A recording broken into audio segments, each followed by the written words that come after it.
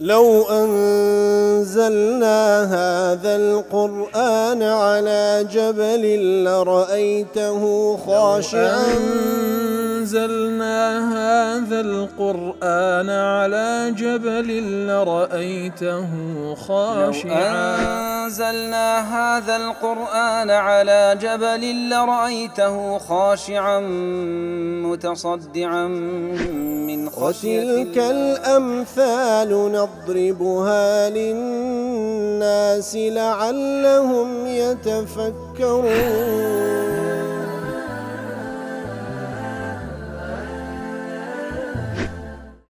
الحمد لله والصلاة والسلام على رسول الله وعلى آله وصحبه ومن والاه. السلام عليكم ورحمة الله. بەڕێزان خۆشحاڵین لە وانەی 1274 لەوانەکانی تەفسیری قورئانی پیرۆز بێمەوە خزمەتتان بەم بەستە ڕەزامەندی رب العالمین و هیوادارم ئێوەی ئازیز سوودی لێوە بگرن. أعوذ بالله من الشيطان الرجيم. بسم الله الرحمن الرحيم. قال ما خطبكن إذ راوتن يوسف عن نفسه قلنا حاش لله ما علمنا عليه من سوء. قالت امرأة العزيز الآن حصحص الحق أنا راودته عن نفسه وإنه لمن الصادقين. بەڵێ بەڕێزان و کلوانەی ڕابردوش کەمێک لە خزمەتەوەتی پیرۆزەدا بووین کە لە دوای ئەوەی یوسف عەلەیهی سڵات وسەلام خەونەکەی لە بۆ پادشای مسر لێک دەداتەوە، ئەویش کەسێک دەنێری کەوا یوسف لە سن دەربینی و بیهینی تەلای ئەو، بەڵام ئەو ئامادە نییە دەربچی و بەڵکو پەیامێک لە بۆ مەلیکەکە دەنێری کەوا دەیەوێتن بەڕائەتەکەی بسەلمێنرێ، ئەو جا دەربچی و لە پەیامەکەیدا دەڵێ با پادشای مەلیک لێکۆڵینەوەی بکە لەگەڵ ئەو ئافرەتانەی کەوا دەستیان بڕی لە مەجلیسەکەی. ئیتر بالفعل پادشا ئەو ئافرەتانە بانگ دەکە و لە ضمنی ئەوانەش ئیمرەئەت العەزیز کەوا ئەو بوو واکوڵەی صاحبەت القەضیە، ئەوە ئیتر بانگیان دەکا و لە سەرەتادا بەو شێوەیە مخاتەبەیان دەکا ما خەطبکن ئیذ راوەتتن یوسف عن نفسه، واتە ئەرێ هەواڵینگۆ و حاڵینگۆ چییە دەربارەی دەربارەی ئەو قەزەی کەوا ئەنگۆ لەو مەجلیسەدا محاولەتان لەگەڵ یوسف کردێ لە بۆ کارێکی ئەوها کە وەکو گوتمان کە ئەوە بەڵگەیە لەسەرەوەی لای مەلیکەکەش بە یەقینەوە ئەو قەناعەتەی لۆ دروست بۆ کەوا یوسف بەریە ئەوانن یەخەی ئەویان گرتیە. لە وەڵامدا ئەوانش ئێعتراف دەکەن و دەڵێن قلنا حاشا لله، واتە ئافرەتەکان بە پادشا دەڵێن معاذ الله أن يكون يوسف متهما بسوء. معاذ الله، پەنا بە الله کەوا یوسف عەلەیهی الصلاة والسلام متهم بکارێکی خراپ. ما علمنا عليه من سوء ما علمنا على يوسف من ذنب صغير ولا كبير. بەڕاستی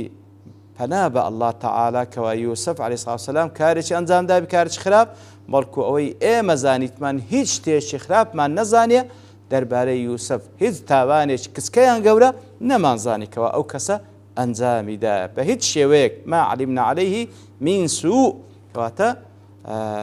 بە هیچ شێوەیەک هیچ تاوانێکی گەورە و کچکەی ئەنجام نەدایە. ئینجا لێرەدا ئیمرەئەت العەزیزیش بە قسە دێ قالت امرأة العزيز الآن حصحص الحق أنا راودته عن نفسي وإنه لمن الصادقين. واتى امرأة العزيز دڵێ الآن حصحص الحق تبين الحق وظهر. بەڕاستی ئێستا حەق وا ڕۆم بۆ و بە دیار کەوت. ئەو جا ئەعتراف دەکا أنا راودته عن نفسه، واتە أنا راودت يوسف عن نفسه. بەڕاستی ئەمن بووم یەخەی یوسفم گرت لە بۆ کارێکی وا وإنه لمن الصادقين. بەڕاستی ئەو لە ڕازگۆیانە و بە تایبەتیش مەقسەدی ئەوەی کاتێکەوە ئەو گوتی هي راودتني عن نفسي ڕاز دەکا ئەمن بووم یەخەم گرت، ئەو ڕازگۆیە بەریئە لەو حاڵەتەی. لە سەید الخاتر ابن الجوزی دەڵێ من عجائب الجزاء في الدنيا. سبحان الله، یەک لە عجایب و سەیر و سەمەرەکانی پاداشت و سزا لە دنیایش ئەوەیە أنه لما بغت على يوسف عليه السلام المرأة بدعواها کاتێکەوە ئەو ئافرەتە بەڕاستی زۆڵمی لێ یوسف کرد عەلەیهی سەڵات وەسەلام، کاتێکەوە دەگاتە پیاوەکەی اتهامی یوسف دەکا ما جەزاء من ئەراد بئەهلیکە سوءا، دەڵێت طبعا کە وەکو باس کرا لە ئاەتەکان، کاتێکەوە دەگاتە لای دەرگا و لەوێن دەرێ عەزیزی مسر دەگاتێ یەکسەر اتهامی یوسف دەکا و دەڵێ دەبی سزای کەسێک چبی کەوا بێوێ خیانەت لەگەڵ خێزانەکەت بکا و تەعەدای لێ بکە. بەڵام هەر ئەو ئافرەتە لە دوای ئەو چەند ساڵەی خوای گەورە وای کرد بەخۆی ئەعتراف بکە بەڵێ ئەنا ڕاوەتتوه عن نەفسه. سبحان الله، نەک لە پێش چاوی پیاوەکەشی بەڵکو لە پێش چاوی مەلیکی میسر. ئەوەش یەکە وەکو دەڵێتن ئیبن جەوزی دەڵێ من عجائب الجزاء في الدنيا. خوای گەورە سبحانه وتعالى هەندێک جار لە دنیایش هەرچەندە دنیا دار البەلا و دار العەمەلە، بەخۆی هەموو حسابات و هەموو باڵێ سزا و پاداشتەکان لە قیامەتێ، بەڵام زۆر جارانیش لە دنیایش هەندێک شت خوای گەورە سبحانه وتعالى لە دنیایش تحقیقی حەق دەکا، قەدەری وایە کەوا دەبی ئەو حەقە لە دنیایش بەدیار بکەوی. لا مجموعی فتاوا دەڵێ دەربارەی ئەو ئاتە ئەنا ڕاوەتته عن نفسه وإنه لمن الصادقين، وهروها أو أفرتانش كوتيان حاشا لله ما علمنا عليه من سوء. دل إشارة إلى نفي ما قد ذكره طائفة من المفسرين. براستي اعترافي أو كومرجنو اعترافي أو أفرت بتايبتي دل أو نفي أو إذا كوا هندق لمفسرين باسيان كرديا من أنه وجد من يوسف عليه الصلاة والسلام بعض المقدمات، ويكوا سبحان الله هندق لتفسير كان بداخل كزيادة اعتماد لسر خبري إسرائيليات دلين قوايا يوسفش عليه الصلاة والسلام لو كاتكوا أو آفرته هم جوكي مهيئ كلبو أو يكوا أو كارا لقل أو يوسف أنزام ده يوسفش عليه الصلاة والسلام قوايا هندق مقدمات أو كاري لها تزي وكو أو يكوا بحل السراويل بحساب شمككي ويستي أو خوي تنهاب كاتن والجلوس مجلس الخاتن وأروها ليت وبيش وكوبياوي كوابيو كاري لقال أوافرته أنزام بدا يتر دلائي أوانا هموي باطلة. فلو كان قد بدت منه هذه المقدمة أجر أو مقدماتنا ليوسف بهت بازي عليه الصلاة والسلام لكانت المرأة قد رأت ذلك أو آفرته طبعا ديبيني. وقوله تعالى من سوء نكر في سياق النفي، فدل ذلك على أن المرأة لم تر منه سوءا. سبحان الله، ما علمنا عليه من سوء. من سوء دل نكرة في سياق النفي أو قاعدة كواته هيج تيج خراب لو لا يوسف بدي نكرة هيج تيج خراب أجنا أو آفرته بتايبتي لو حالته أو عندي هرباز ذكر كوا أيش أهم حوالي كردو ميلي هبل بوق طبعا هيج تيج نكر كواته أو بلغي لسروي كوا هرش تيج كباز ذكر كجوا يوسف عليه الصلاة والسلام مقدمات إليها تبدأ زي هموي باطلة إسرائيليات. قرطبي دل هذا القول منها وإن لم يكن سئل عنه. براستي أو اعتراف لو آفرتي بالذات أجر تسيب تايبتش ملكك لو برسيار نكر بعام لآفرتان برسيار دكا براستي دل كاتك وبوشوي اعتراف دكا وآفرتش إظهار لتوبتها أوش بلغير سوي أو آفرتش فعلا بشيمانة توبي كردية وتحقيق لصدق يوسف وكرامته. وهروها اعتراف كردني وآفرته براستي بلغية لسر رازقوي يوسف عليه الصلاة والسلام لسر كرامته ريزي يوسف لي الله تعالى، لأن إقرار المقر على نفسه أقوى من الشهادة عليه. وكذا قلت لي الاعتراف سيد الأدلة كسك بخو اعتراف لسشتك كاس زور بقوة لو كوا كسك شاهدي لسر بدري آفرته بخوي واعتراف دكا. فجمع الله تعالى ليوسف لإظهار صدقه يتلير الله تعالى تماش هذا كي لبو بديار خستني رازقوي يوسف تيكو كرديتو الشهادة والإقرار هم شاهدي آفرته كان بقشتي وهروها اعترافي أو آفرتش بتايبتي حتى لا يخامر نفسا ظن ولا يخالطها شك تاكو هيس كسيك شكو قماني درباري طهارته رازقوي وباتشي يوسف هيت كسيك شكي نبي بالي هل درجي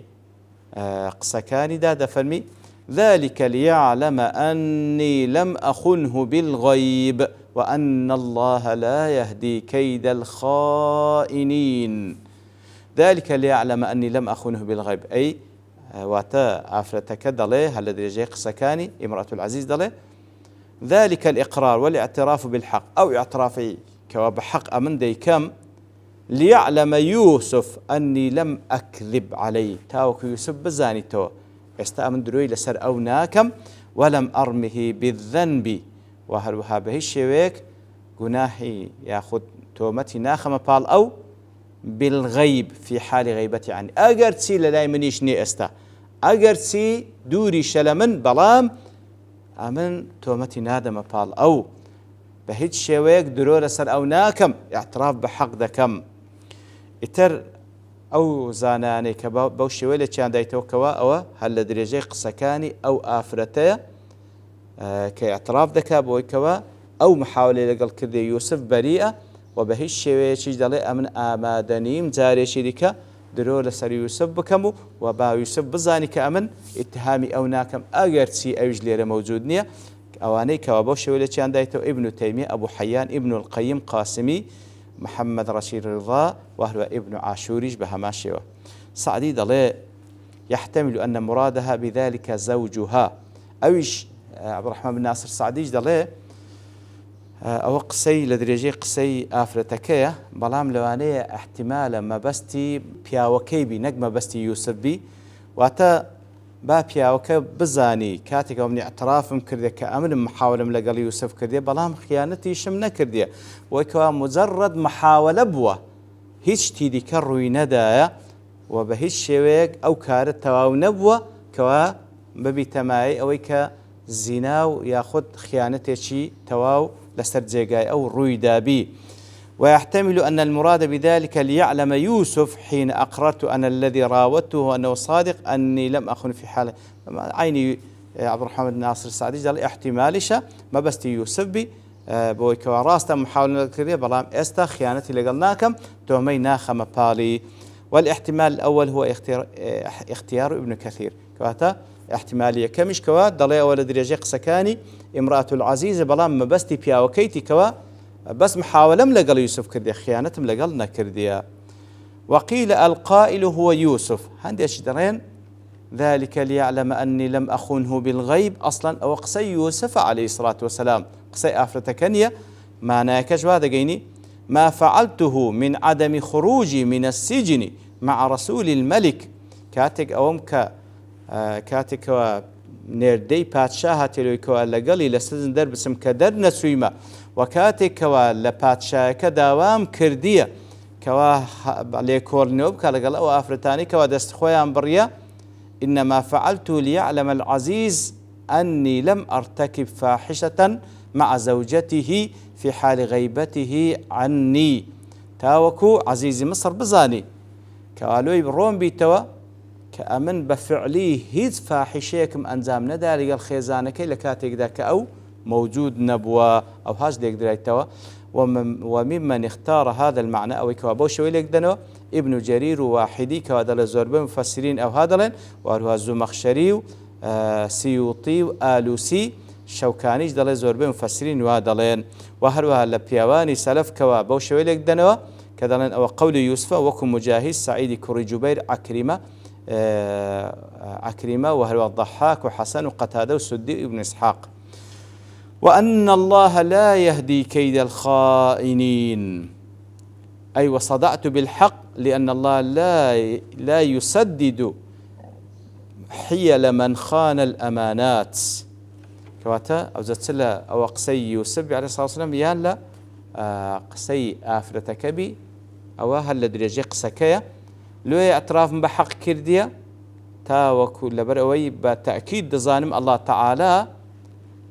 تعالى أو كسيك وخيانتي كردية بهيش توفيقي ناكاتا أو كخيانتي لقل أمانة كردية خواي قورة حيلة ومكري أو كسيك وخيانتي كردية نايقيني تسر بل يبطل كيدهم ويحرمهم الهداية كس خيانة كار خواي قورين مونيناكا هدايتناكا لتوفيقناكا لبوئك وابقات آمانت بلكو خواي قورة سبحانه وتعالى كيد بيلانكي إبطال لك وهروها محروميان ذكا لهدايات لإغاثة اللهفان ابن القيم دلي عاقب الله كل خائن بأنه يضل كيد ويبطله. الله تعالى عقاب سزاي هم خائن يقددا بويكوا كيد بيلانكي إبطال دكا وبطال دكاته وهدايتي نادا لبو جيشتن بمبستكي أجر تي كميشج بدزبيني بلام فالذي له سبب لزيادة عقوبته وخيبته أجر كميشج لهدفك التحقيق بي دبيت السبب لويكوا زيادة العقوبة بدريو فشل بيني. ابن عاشور دلي أطلقت الهداية التي هي الإرشاد إلى الطريق الموصلة إلى تيسير الوصول، وأطلق نفيها على نفي ذلك التيسير، أي أن سنة الله في الكون جرت على أن فنون الباطل وإن راجت أوائلها لا تلبث أن تنقشع، وأن الله لا يهدي كيد الخائنين. خواهي قول بهش شويك رينموني ناكا أجر سيدي الله هدايات لبو زيادة جيشتن بمبستي بيروزا بلام ليرة دا خواهي قول سبحانه وتعالى أوي نفي دكاتو دفن كسك وخائن بي خيانة لأمانة بك بهش شويك خواهي قول سبحانه وتعالى رينموني ناكا بقات مبستو مقصودة كي خوي أجر سيلة سرتاش كم يكدسكود بدزبينتن بلام إلا خواهي قول كشفي دكاو بهيج شويق نايجي انت مبستو او جيجاي كوا او كسيك خيانتي كده ديوي بيقاته. وصلى الله وسلم على نبينا محمد وعلى آله وصحبه أجمعين، وآخر دعوانا الحمد لله رب العالمين. لو أنزلنا هذا القرآن على جبل لرأيته خاشعا